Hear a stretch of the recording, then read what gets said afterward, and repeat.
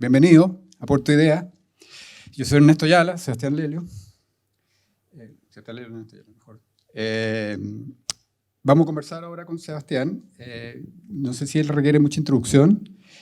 Sebastián nació en el 74, estudió cine en la Escuela de Cine de Chile y ha hecho 8 largometrajes hasta el momento. Su primero es del 2005, Sagrada Familia, que tuve la ocasión de verlo cuando se estrenó en el Festival de Cine de Valdivia. No voy a nombrar todas las películas, quizás la más importante por su trascendencia es que en 2018 Una Mujer Fantástica ganó el premio Oscar a la mejor película extranjera o mejor película en idioma extranjero. Y El Oso de Plata, mejor guión en el Festival de Berlín. Sebastián, a no dudarlo, uno de los cineastas más importantes de la que se llamaba nuevísima ola del cine chileno. Una generación donde comparte con Pablo Larraín, Matías Vice, Fernando Lavandero, Sebastián Silva, Alicia Cherson, José Luis Torres Silva, José Luis Torres Silva, Torres Leiva, perdón, y Ernesto Díaz. Entre muchos otros cineastas,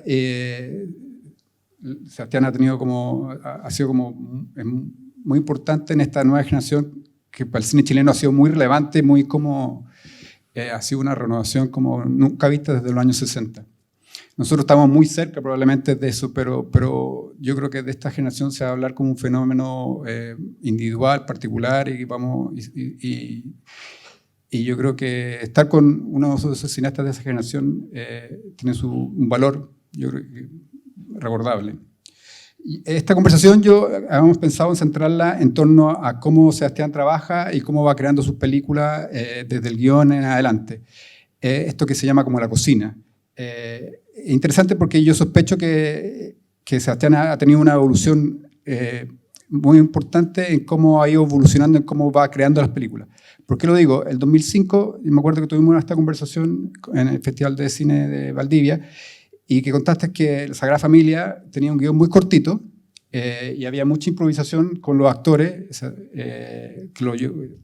todo en el mismo lugar donde se filmó la película, que era como una casa en un campo, o en el mar, perdón, en la playa. Estaba como un grupo aislado, una familia chica, y recuerdo que, si no, a lo mejor la memoria me falla, pero recuerdo que tú dijiste que no te imaginabas escribiendo un guión que obligar a los actores a escribir un guión que saliera de ti y que en el fondo tú sentías que como que lo que los actores dijeran en ese momento frente a las cámaras iba a ser como impostado, como medio duro y como que no iba a funcionar. Entonces como escribiste como 10 páginas o algo así de qué iba a pasar y después dijiste ya, en esta escena debería pasar esto y los actores fueron trabajando.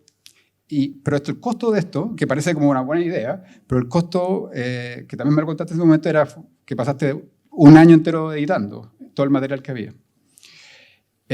Y engordaste y sufriste y estabas como obsesionado con la película durante un año. Yeah. Ahora haces películas con actores y actrices internacionales que me imagino que tienen una pauta y tienen una agenda mucho más apretada. Imagino que sigo engordando. ¿Ah? Sigo engordando. No, pero... ¿Y cómo...? Me imagino que ya no trabajáis los guiones de la misma manera. Me imagino que los guiones... no podéis sentar a Raquel Welch... ¿Cómo se llama? Raquel Weisz. ¿Cómo se llama? Weisz. Sentarla a improvisar durante 4 semanas. Me imagino que eso es imposible. Entonces, cuéntanos un poco cómo ha ido evolucionando ahí. Bueno, gracias por la invitación, gracias a Puerto Idea y a todos los que están acá. Y claro, yo creo que eso que tú dices, perdón, estoy saliendo de una neumonía. Hablando de las generaciones, la generación de los 60, digamos, o 65, 73, ¿no? La del nuevo cine chileno, fue un momento de gran explosión y muy importante, un momento fundacional, sin duda, uno de los momentos más importantes en la historia del cine chileno en términos colectivos, en términos de los hallazgos estéticos, de las búsquedas, muy a tono con lo que estaba pasando en el mundo en ese momento y con lo que estaba pasando en Chile también, con los problemas de Chile, ¿no? Y los desafíos de Chile, y los anhelos. Y después, de alguna forma, el cine, después hubo una interrupción. Prácticamente, digamos, la producción en cine, de cine chileno bajó muchísimo durante los años de la dictadura. Se desmantelaron las escuelas de cine, fueron prohibidas, etcétera, etcétera. Y ahí hubo también algo que se descontinuó, un olvido, no sé, ese saber no pasó con la naturalidad con la que debería pasar sin esta excepcionalidad, ¿no? Entonces siguió ahí latiendo, se fue al underground del cine, se fue al exilio, se fue a la publicidad. Y a mí, yo pertenezco a la generación que volvió a las escuelas de cine recientemente abiertas en Chile. Y entonces, estudiando, me tocó a mí esa etapa del cine chileno de los 90s, en la que se intentó hacer cine comercial, ¿no? Y hubo mayores, o sea, digamos, ejemplos de todo tipo, distintas experiencias, pero en ese momento a mí, como joven estudiante de cine, me pasaba, una de las cosas que más me molestaba tenía que ver con el oído. Sentía que los personajes hablaban como subtítulos de películas extranjeras. Y tampoco tenía yo la capacidad de escribir buenos diálogos. No es fácil. No, porque yo intentaba escribir buenos diálogos y me salían como subtítulos de películas. Y eso yo creo, pero creo que eso tiene que ver con el contexto cultural que estamos hablando ahora, con ese trayecto, con esa discontinuidad. Y entonces mi manera de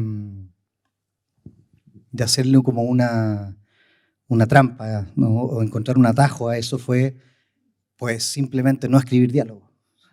Y entonces, y eso curiosamente me reconectó o sea, me hizo descubrir, no sé, a los 19 años, 20 años, al nuevo cine chileno. O sea, descubrir al Ruiz pre-exilio y también a la textura de los documentales del nuevo cine chileno, donde el habla es central, ¿no? O sea, si uno vuelve a ver documentales de esa época, independientemente de su importancia o calidad, el habla es una cosa tremendamente expresiva, central. Y entonces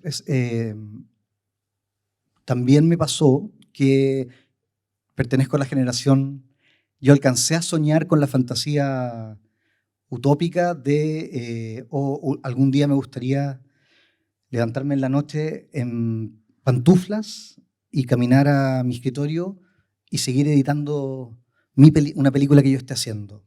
Y era como, imposible. Pero eso pasó pocos años después, eso pasó con el Final Cut, que fue el programa de edición semiprofesional al que de pronto tuvimos acceso. Entonces yo me formé en ese cruce de problemas. Y La Sagrada Familia, que es esta primera película filmada en 3 días sin apuro, se debe a eso, se debe a la posibilidad de editar yo mismo, al haber hecho algunos ejercicios de escritura de estructuras narrativas en la que a los actores se les indica el contexto, más o menos hacia dónde van sus opiniones, las cosas centrales que tienen que pasar, pero no se especifican los diálogos, ¿no? Ella piensa esto del mundo, el otro cree lo contrario, se enfrentan y al final resulta que pasa tal cosa.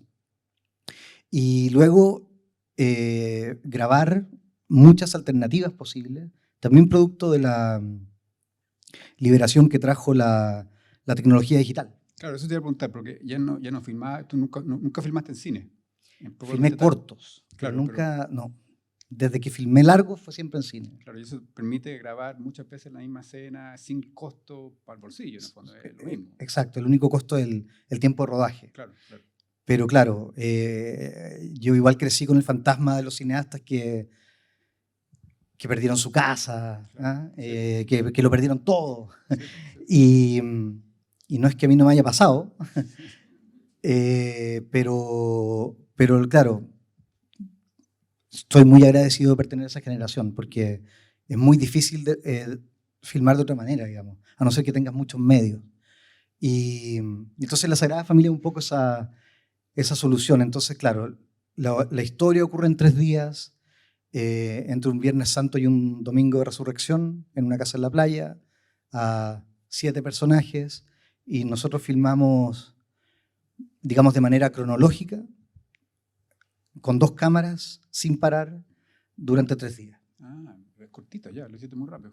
La filmamos muy rápido, después pasó lo que tú contaste, que Claro. la edité solo, protéjanme de lo que deseo. La edité solo en mi pieza, en pijama, pero un año. Po. Claro, claro. Claro. Pero después empezaste a trabajar con co-guionista, en el fondo. Empezaste como, ahí te diste cuenta que a lo mejor es bueno tener un guión un poco más estructurado. ¿Qué te llevó a trabajar con co-guionista y cómo es tu relación hoy día con los guiones? Que yo creo que tengo una intuición de que no es fácil.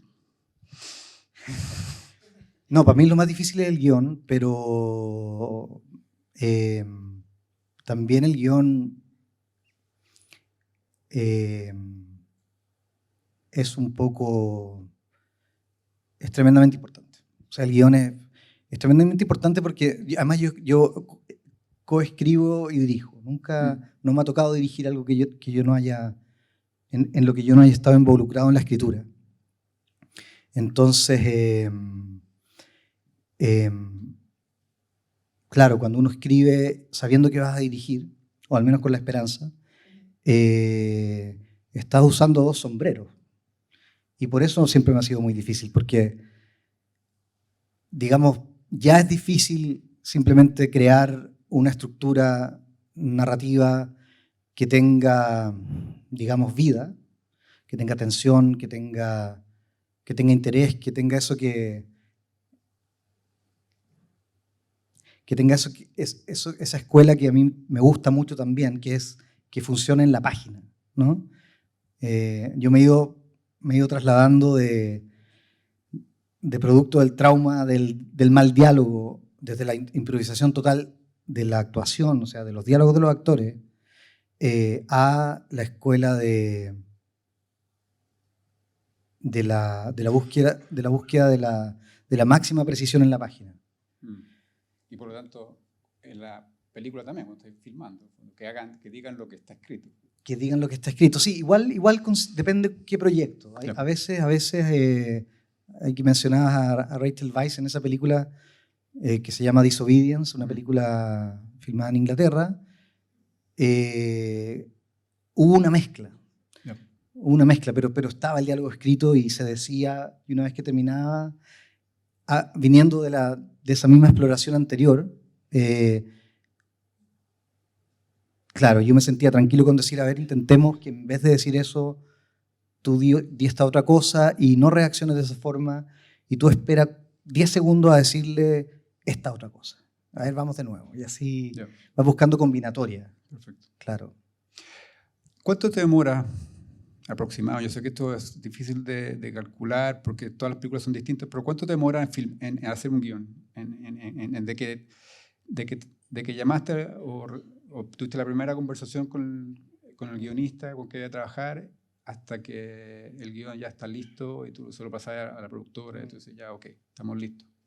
O sea, pensando en las últimas 3 películas,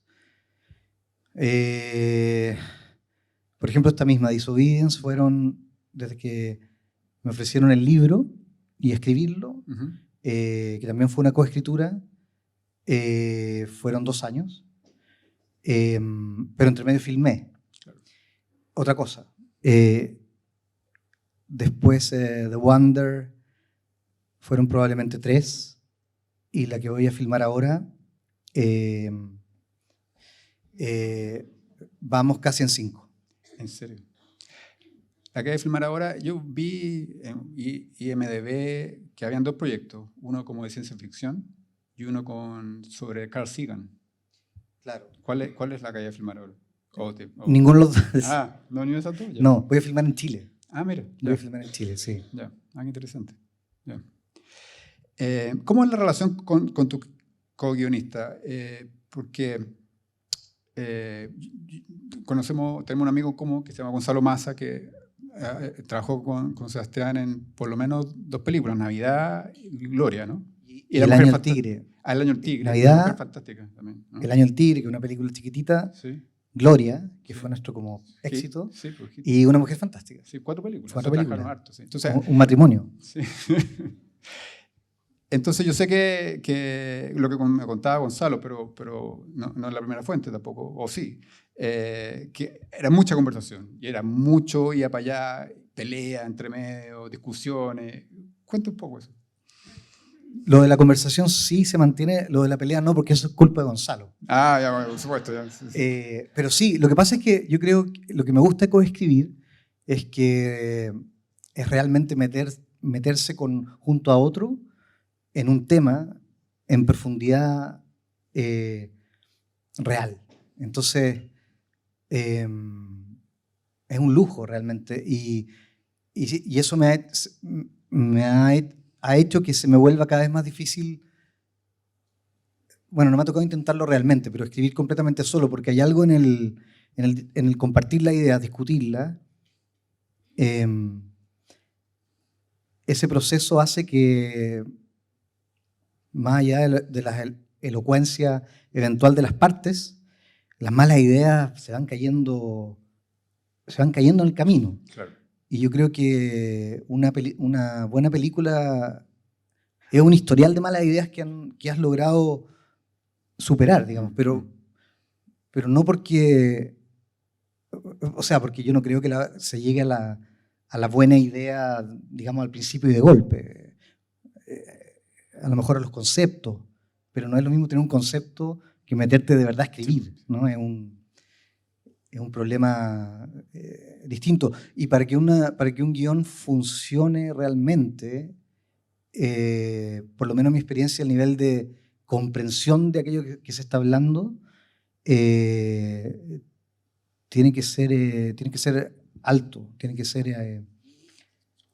ser alto, porque me pasa, por ejemplo, ahora que estoy cercano a filmar en unos meses y que ya estoy un poco en el terreno de las decisiones. Y llega el momento hiperpedestre de decir, oye, ¿ese teatro o ese teatro para la escena? Y tú dices, a lo más puedes decir, mañana le respondo, pero al otro día tú llegas con una respuesta y es una respuesta que fluye y que probablemente no sería tan fluida si no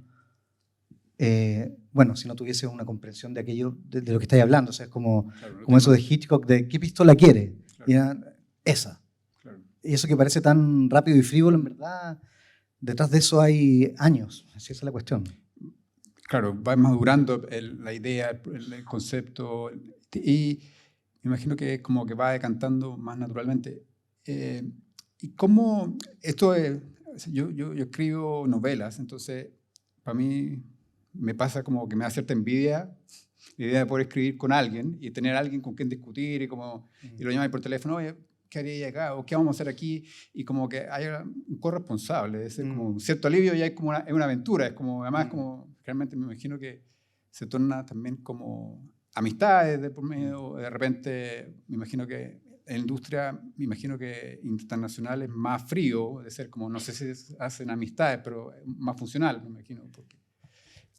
Hay de todo, ¿eh? A mí me ha tocado la suerte de encontrarme con suficiente calidez humana. ¿Eh? Y quizás también porque, claro, como yo también puedo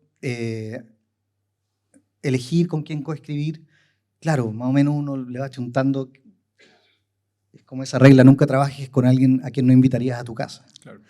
Entonces eso ayuda un montón. Y en mi caso, claro, en general sí son relaciones que se mantienen sí. Pero... ¿Cómo sabes cuando hay algo que tiene que ver con los personajes que yo encuentro que es difícil de concebir? Porque cuando uno filma, o sea, cuando uno ve una película, los personajes están ahí, están representados en un actor, ese actor está vestido de tal manera, dice tal cosa, se mueve en una ciudad, tiene un departamento, tiene un auto, tiene unos ciertos zapatos que usa, está como, el personaje está armado. Pero cuando lo estás escribiendo, nada de eso existe. Entonces, cuando tú estás convencido por una parte de la trama, o te convence primero el personaje. Tú ya, como que ya sabes muy nítidamente quién es el personaje y dices, ya, ok, este es el personaje, y como que eso te permite ir tomando decisiones, imagino, porque un personaje puede hacer algunas cosas y no puede hacer otras. Entonces, ¿qué es primero? ¿El personaje, la trama, o una especie de conjunción de astros que se va puliendo paulatinamente? Es que, bueno, supongo que lo que a mí me da envidia de la novela es que en la novela tú puedes describirlo todo, ¿no? Incluso Claro. los pensamientos. En cambio, también, bueno, lo difícil, pero también lo magnífico de la artesanía del guión es que en el guión solo puedes describir lo que se ve. Y de hecho siempre se dice, eso no corresponde a un guión, ¿no? Y es muy difícil llegar a la versión del guión en la que solo hay materia de guión, Claro. donde no hay, digamos, bien entendido, literatura, Claro, ¿no? claro. Y entonces te obliga a un pensamiento muy esencial. Entonces, eso a mí me ayuda, porque no tengo todavía en la etapa del guión que decidir, digamos, de qué color son los lentes de Gloria, pero quizás sí es bueno saber que tiene lente y que tiene que ir al oculista y que esos lentes tienen una función narrativa, dramática. No tiene ninguna relevancia en un guión, por ejemplo, Gloria, en describir su anillo o sus anillos. Quizás sí tiene relevancia decir si tiene o no anillo de matrimonio. Claro. Entonces, para mí, en general, los personajes son un proyecto. Son un proyecto, son un diseño,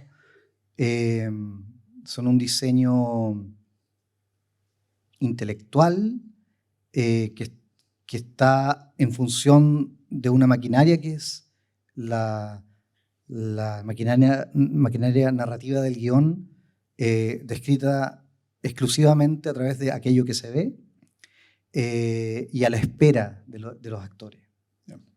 Entonces, cuando aparecen los actores, lo que a mí me tiende a pasar es que se hace necesario reescribir.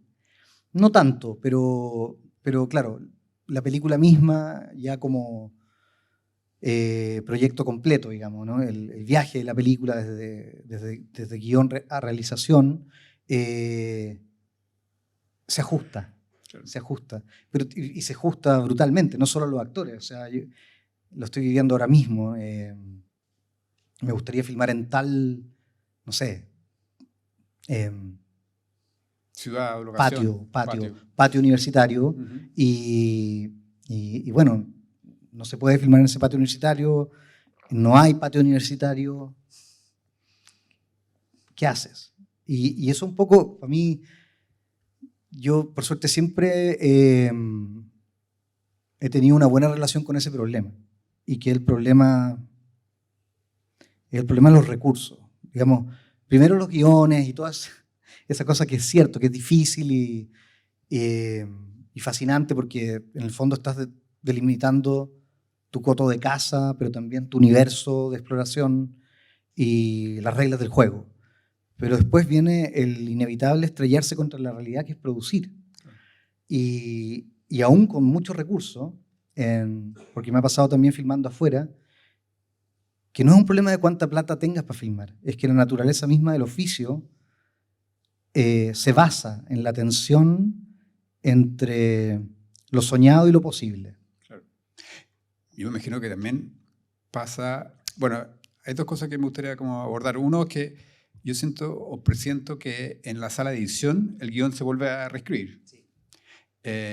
Ya, eso es algo que podemos comentar después, pero también pasa, me imagino que respecto, una vez ya, hiciste concesiones o hiciste como compromiso respecto al escenario o de repente al auto o de repente a cualquier detalle de producción. Hiciste como compromiso, cambiaste cosas, te adecuaste, flexibilizaste, que es súper necesario en el oficio, me imagino yo.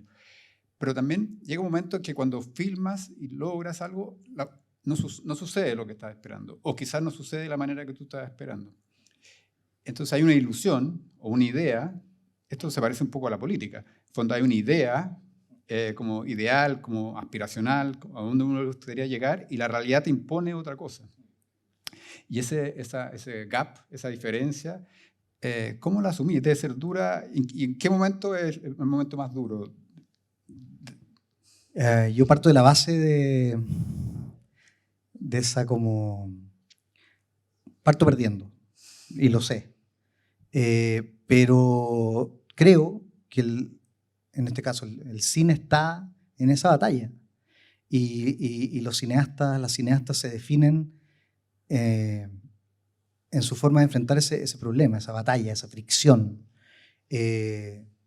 Yo por suerte no soy purista, porque si fuera purista estaría perdido. Respeto a esas obras también así tan... gente que filma cada 10 años, claro, únicamente cuando están todas las condiciones dadas.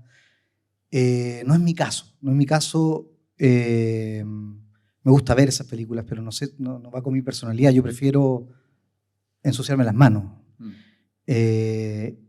y salir un poco trasquilado, pero quizás con un par de pepitas de oro. Es como eso que dice Badiou, que una película es siempre una suma de batallas, algunas ganadas y otras perdidas. Y una buena película es una película donde hay simplemente una mayor cantidad de batallas ganadas que perdidas. Y hay algo de eso, hay algo de eso. Cuando Hitchcock siempre decía, ahora, con la salvedad de que, claro, no sé si a Hitchcock siempre hay que creerle, porque no hay que creerle mucho a los directores, pero no creo que este sea el caso. Pero decía que no le gustaba filmar. Sí. Que en el fondo él se imaginaba la película, trabajaba el guión, se imaginaba la película, se imaginaba la dirección, tenía toda la película, los storyboards, buena parte, tenía toda la película imaginada lista en su cabeza. Entonces encontraba que filmarla era un trámite tedioso. ¿Es tu caso? ¿O cómo te enfrentas a la filmación? O sea, entiendo por qué dice eso Alfred. Y además porque él es un cineasta cuya narrativa es tan musical que yo creo que él podía oír y ver las películas en su cabeza de principio a fin. Sí, eran unas cosas perfectas. Son perfectas. Son perfectos los guiones, son perfectos los storyboards, es perfecta la realización. Entonces, qué lata, entiendo. Pero en ese sentido yo creo que soy más truffautiano. Porque Truffaut tenía una actitud, siendo Truffaut el gran recogedor de la herencia Hitchcock, claro, y uno de las personalidades históricas que contribuyó a situarlo en el lugar que merecía, en un momento que todavía era visto como un mero entertainer, ¿no? Pero Hitchcock, Truffaut tenía esta lógica que es que hay que escribir contra uno mismo, hay que filmar contra el guión y hay que montar contra el rodaje. A lo que yo le agrego, hay que escribir contra uno mismo. O sea, hay que escribir contra uno mismo, hay que filmar contra el guión que uno escribió y luego hay que montar contra el rodaje. O sea, hay que salirse al medio para que aparezca otra cosa que aquello, entre comillas, ideal, perfecto, que es muy poca gente puede tener el lujo de imaginarlo, porque todo el mundo puede decir que tiene una idea genial en la cabeza, pero no todo el mundo puede mostrar que la tuvo, Sí. como Hitchcock. Sí.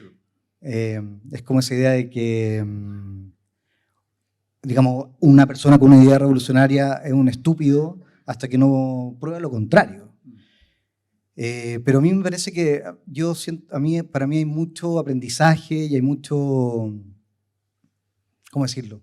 Hay mucha tensión, pero también mucha dignidad en ir pasando toda esa etapa. Y por eso quizás, claro, la dificultad de escribir, y a lo que voy con escribir contra uno mismo, es que, claro, uno escribe con un tribunal enfrente. Uno escribe con el tribunal de Flashdance frente a uno. El deber ser, lo que es cool, lo que es el verdadero arte, la tradición. En fin, lo mismo tribunal que uno tiene todo el día para otras cosas, Claro. te visita también ahí. Y de alguna manera hay que salirse del medio, lo que significa hay que remover ese tribunal y encontrar mecanismos, sean estos los que sean, para digamos, plasmar ese plan, ¿no? Que es el guión. Ahora, claro, yo estaba hablando de los tribunales, yo también estaba pensando que yo escribo una novela, o cuando un escritor escribe una novela, va a tener que enfrentar al editor, o quizá al público, pero va a tener que pelear con los editores y convencer a los editores que su novela vale la pena entrar al mercado. Pero tú tienes que enfrentar a los productores y después a las actrices y los actores. Y ellos tienen que estar convencidos también, tienen que tener convencimiento de que el material es bueno, vale la pena. Y me imagino que esta relevancia es más importante todavía cuando estás trabajando con estrellas. ¿Cómo lo haces? Ya, pero ahí eso apunta al lado. A mí me interesa también saber cómo lo haces para dirigir a los actores. Yo entiendo que aquí se parten las aguas, porque dirigir a un actor, si uno no es actor, debe ser, es medio complejo, porque es un lenguaje medio informe. Que uno sabe cuando está frente a una buena actuación, pero me imagino que hay veces que hay lugares como grises, en que uno no sabe si... sí, está bien, pero es lo que uno está buscando, cómo uno sabe eso. Y sobre eso agrego una nueva capa, que es trabajar con estrellas. O sea, yo encuentro que tú has trabajado con alguna estrella y me imagino que eso tampoco debe ser fácil. O sea, sí, yo me he escuchado a mí mismo diciendo, dirigir es 70% política, 30% arte, por poner un nombre. Y puede que no sea exageración. Y por eso el guión es tan importante, porque en mi caso, digamos, yo no puedo convencer si no estoy yo completamente convencido. Y tampoco puedo filmar ese guión y sobrevivir a ese vía crucis por el que ese pobre guión tiene que pasar para encarnarse, si no lo entiendo del todo y no estoy completamente convencido. Y sé lo que puede cambiarse, moverse, removerse, reemplazarse. Y luego con los actores, mira, creo que se parece un poco a lo que hablábamos de la Sagrada Familia, digamos. También por no saber dirigir actores, mi primera aproximación fue como no dirigirlos, como que improvisaran y meterlos en el problema de tener que defender a sus personajes producto de que tienen que improvisar y generar unos ambientes que fuesen capaces de sacar, digamos, ciertas chispas que tuviesen, bueno, fuerza, interés, vida. Pero lo que yo sí me he ido dando cuenta es que yo creo que si yo tuviera que dirigir una obra de teatro, no sé si podría, ¿no? Pero yo sé dirigir para el encuadre y para el guión y para la historia que estoy contando. Entonces, por ejemplo, a mí no me gusta ensayar con los actores. Me gusta leer. Te iba a preguntar. Sí, me gusta leer la escena, me gusta conocerlo, ojalá poder generar confianza, muy importante. Y después en rodaje es aquí, ¿ah? Es el monitor donde es que simplemente está funcionando o no. Y cuando tú dices corte, digamos, yo a veces anoto esto, lo otro, y me tomo unos 3 minutos, decir, ok, vamos de nuevo, mira, vamos a hacer esto, vamos a hacer lo otro, para ir buscando dónde está lo que, digamos, para hacer la analogía con la música, lo que está desentonado. O lo que viene mal de origen, porque siempre hay cosas que quizás se leen bien en el guión, pero que al momento de realizarse no Cojean. cojean, están desafinadas. Y entonces, pero mi marco de operación es el encuadre, es el plano, Claro. en realidad. Entonces, claro, no sé, al preparar una película y trabajar con los actores, nunca las conversaciones en mi caso es como, mira, tu personaje cuando chico. No, son más bien, esta es la forma en la que vamos a filmar, esta escena la vamos a filmar en un solo plano caminando, eh, y después habrán dudas, y las dudas que hayan, para mí siempre el guión en el guión está la respuesta. Y si no hay respuesta, en el proceso está la respuesta. Y en el caso de trabajar, digamos, afuera con gente que, claro, que viene de industrias tan fuertes que han podido filmar toda su vida y que tienen muchísimas horas de vuelo, han filmado con muchísimos directoras, directores, entonces tienen esa experiencia incorporada. Diría que, claro, es como que partes, la plataforma desde la que partes es bastante alta.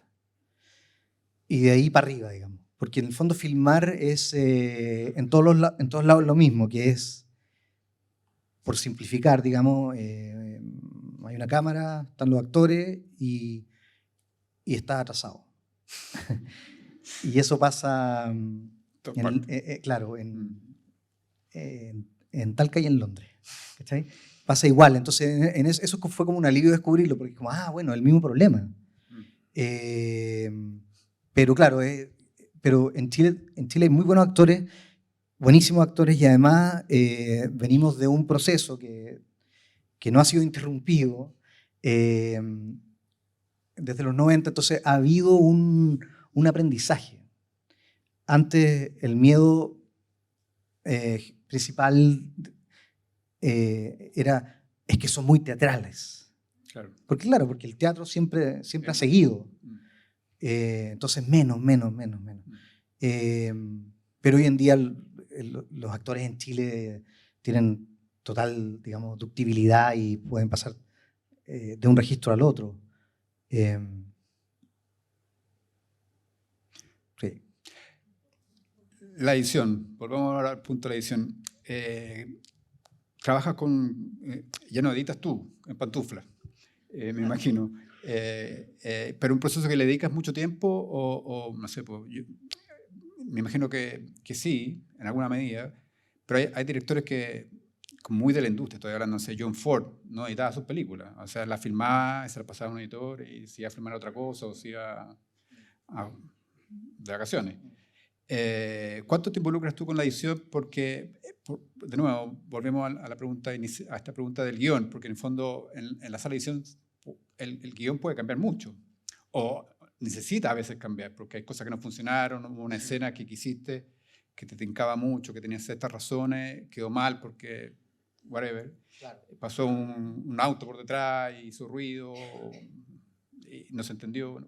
¿Cómo trabaja la edición? ¿Y cuánto tiempo le dedica? Todo el tiempo. O sea, amo editar, amo el proceso de editar.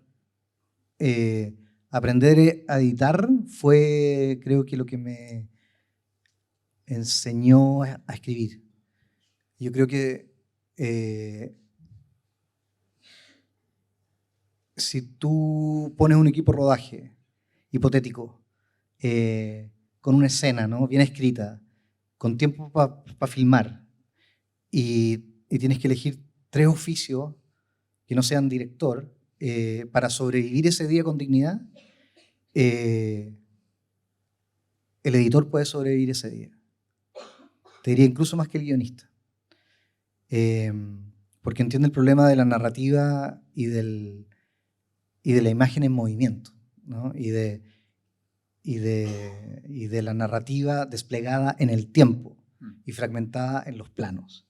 Entonces, saber eso, para mí, aprender a editar en la era del Final Cut, me abrió la puerta, y después, entre de pobre y de obsesivo, edité, digamos, con mis propias manos, hasta Gloria, mis primeras 4 películas. Yeah.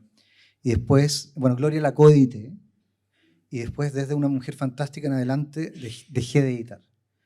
Dejé de tocar el teclado. Yeah. Y me da pena porque es bello editar, es muy bello. Ahí ocurre la tercera escritura. Sí, por eso claro, o sea, el guión es la primera, el rodaje es una forma de escritura, esa batalla, ¿no?, con lo real, con los cuerpos, con las caras, con los rulos, con las texturas, con lo que se pudo o no se pudo conseguir, con los imprevistos del rodaje, que a veces hay cosas súper fuertes que pueden pasar y que no pudiste hacer ciertas cosas simplemente. Pero más allá de eso, aunque hubieses podido hacer todo, editar no es simplemente leer el guión, ver lo que filmaste y pegarlo de una. Es súper complejo. Claro, es un arte editar. Y claro, a mí me gusta mucho el plano secuencia, y estoy filmando mucho más con plano secuencia últimamente, pero amo el montaje. O sea, creo que, digamos, esa escuela que dice que es que en la sumatoria, en la colisión de 2 partes, en esa adición, en esa mezcla, surge esa tercera cosa que es más que las 2 por separado. Adhiero. Esos son como los ladrillos del cine, ¿sí? de la casa del cine.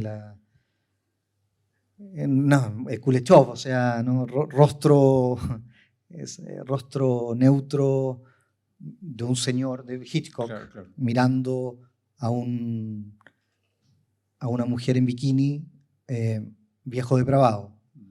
El mismo rostro, la misma toma, del mismo señor mirando plato de comida. A alguien en un plato de comida es hambre, o a alguien en un ataúd es pesar.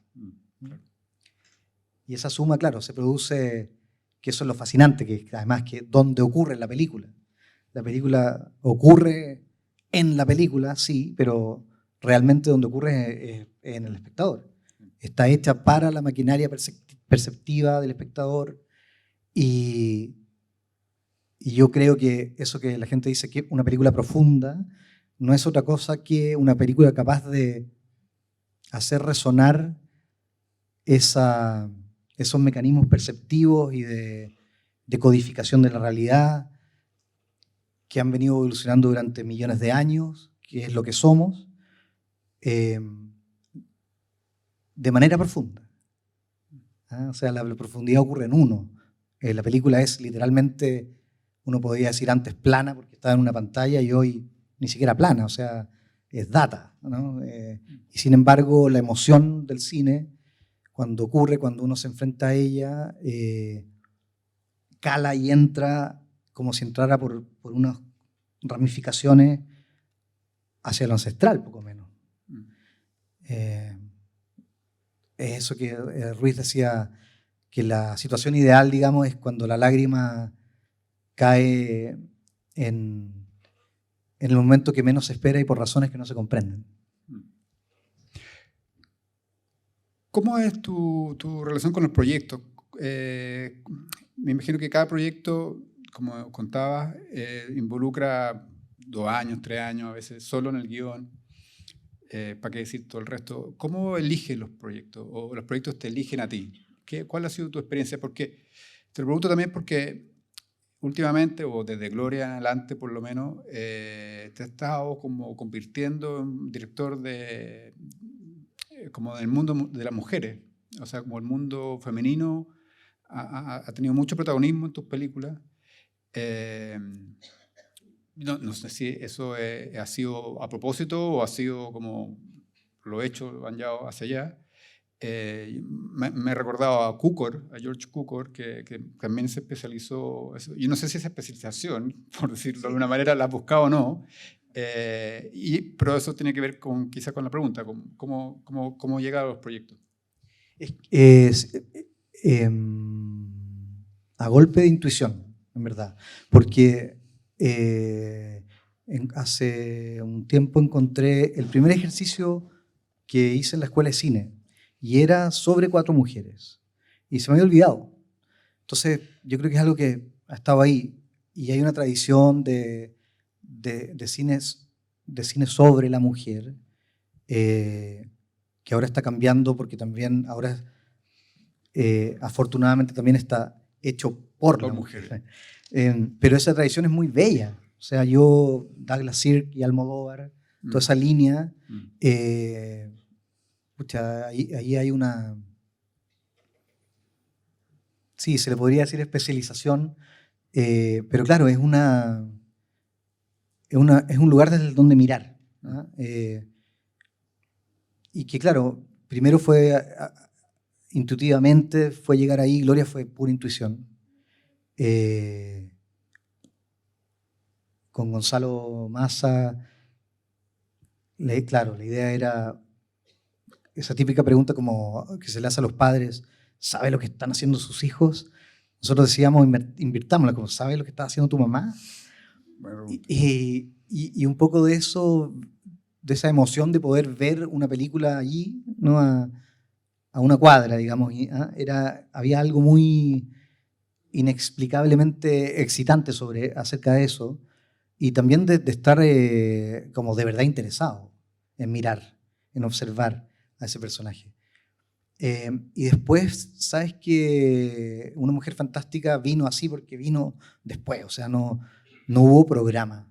¿Ah? Y después me pasó que me empezaron a ofrecer películas. Claro. Entonces me ofrecieron este libro de Disobedience, que son 2 mujeres al centro.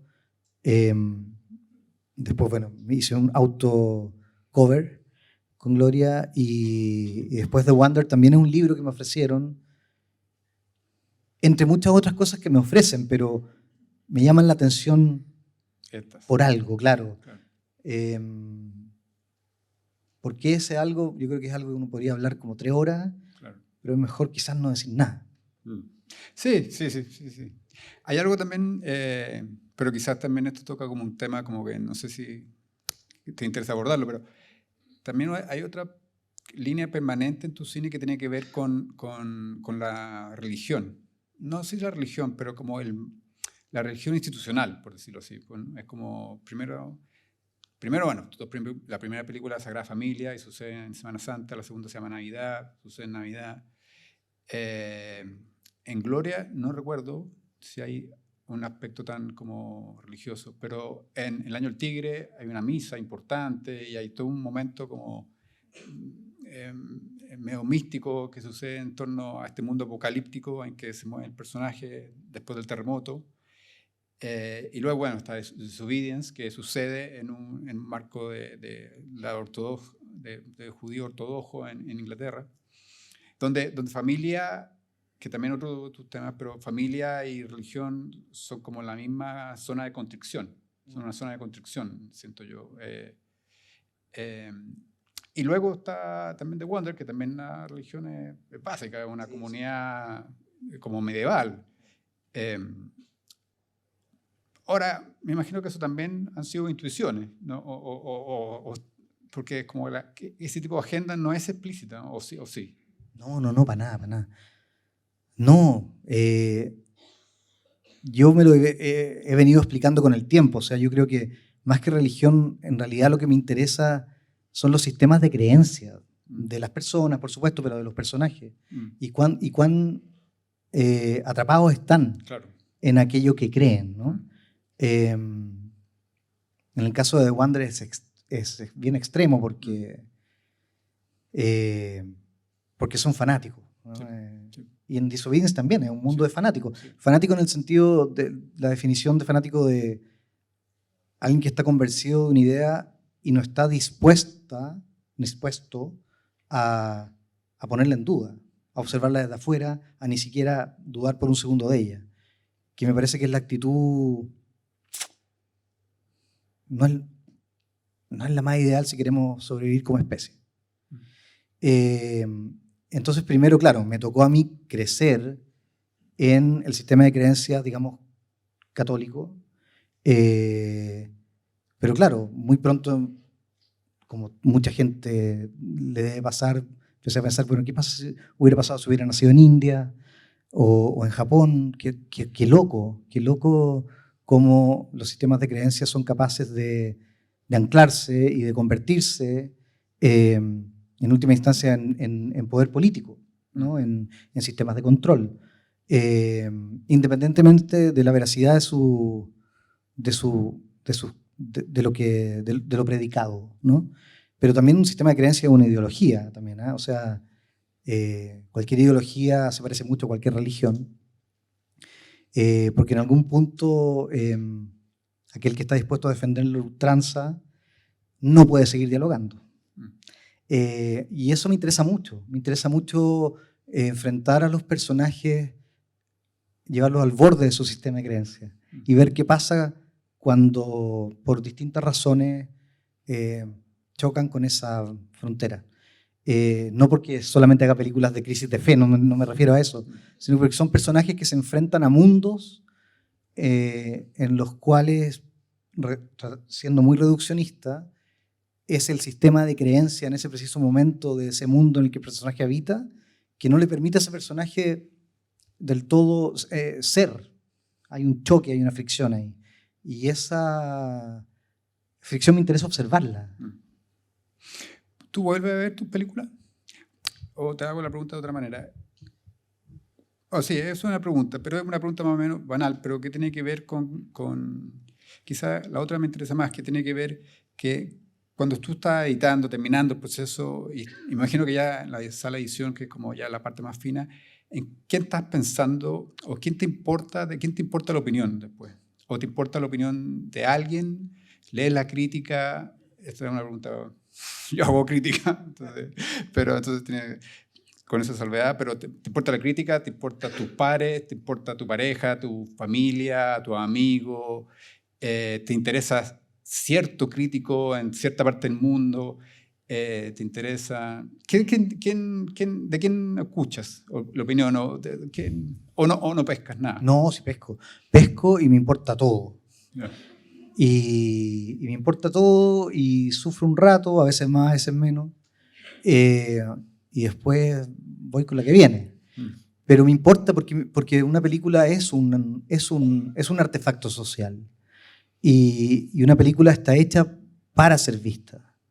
Incluso el que hace una película con la fantasía de que sea descubierta después de que muera, está haciendo una película para ser vista. Y una película que no es vista no tiene ningún sentido y no existe. Un espectador le da sentido. Entonces, yo siempre que me imagino, aunque esta fantasía está en plena crisis, escribiendo el guión, filmando o montando, me imagino esto, me imagino una sala mirando la película. Aplaudiendo, ojalá al final. Pagando la entrada, sobre todo. Pero claro, porque la película es su audiencia y es lo que le pasa a esa audiencia. Lo que pasa es que también, ya teniendo algunos años, ¿cachai? Vais viendo además el efecto en el tiempo de las películas, si tienen o no efecto. Algunas tienen más, otros menos, claro. Otras son súper recordadas, otras no. Y de eso se va aprendiendo, pero me importa mucho lo que le pasa a la gente con la película, porque la hago para ellos. Y a veces, y con esto terminamos quizás, porque ya estamos como en la hora, pero a veces pasa que las películas se transforman en fenómenos culturales.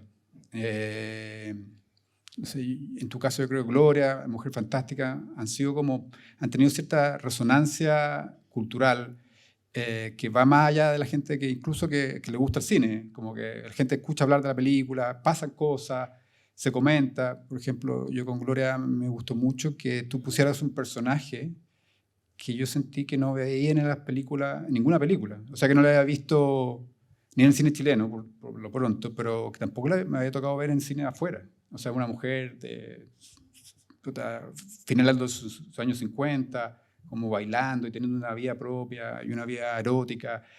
Es raro y me parece que como, ya, ahí pusiste como una piedra, como llegaste a una zona inexplorada.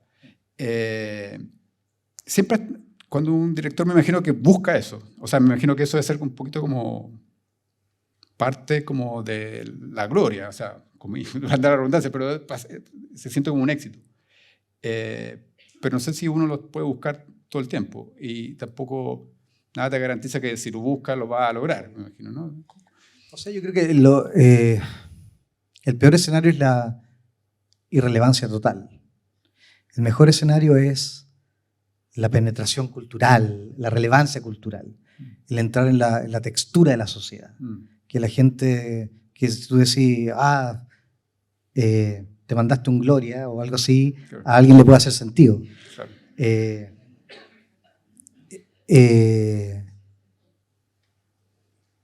Porque eso, claro, porque una película es un artefacto que tiene muchas dimensiones. Está lo narrativo, está lo estético, por supuesto, está toda la cosa técnica de la fotografía, de la filmación, está lo político, está el espectáculo, pero cuando ocurre, claro, y no hablo por mí, hablo cuando uno se enfrenta a una película que nunca olvidará, eso es el cine. ¿Ah? Y a veces puede que te resulte, a veces puede que no, pero increíble cuando como un espectador sabe que lo que vio no se le va a ir, que caló, que algo pasó. Eso es. Y ahora, cuando la cosa se desborda más allá de eso, que yo creo que pasó un poco con Gloria, me acuerdo de artículos en el diario como ¿quiénes son las Glorias en Chile? Y N mujeres como con los lentes de Gloria, y alguna vez me dijo, oye, me mandé un Gloria, como que me desperté sin saber dónde estaba. Pero después con Una Mujer Fantástica fue mucho más, de alguna forma. Y nadie, ni yo, ni Gonzalo, ni Daniela, ni nadie del equipo, hicimos la película pensando en que pasase lo que pasó. Es como que uno hace la película poniendo todo el esfuerzo, no todo el cariño, toda la artesanía, y tú la entregas al mundo. Y después te sientas a ver lo que pasa, digamos, y la acompañas hasta donde te lleve. Y eso es. No se puede diseñar mucho más que eso. Sobre todo desde acá. Menos desde acá, digo. ¿Desde acá te refieres a Chile? Desde Chile, decir como, mira, voy a hacer esta película porque si este tema... Nosotros la empezamos a escribir el 2014, así, a tienta, a ciega, de nuevo a punto de intuición, y porque había algo en el caso de Una Mujer Fantástica que nos resultaba tremendamente emocionante y que a mí me parecía también súper desafiante tocar ese tema, pero filmarla a ella, no con la cruda luz del realismo social, como se debería, o como la estética hasta ese momento dictaba, sino que como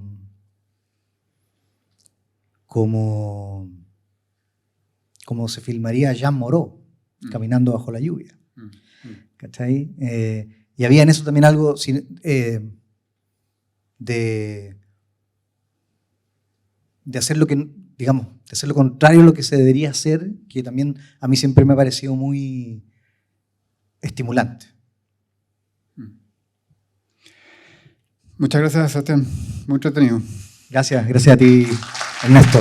Muchas gracias.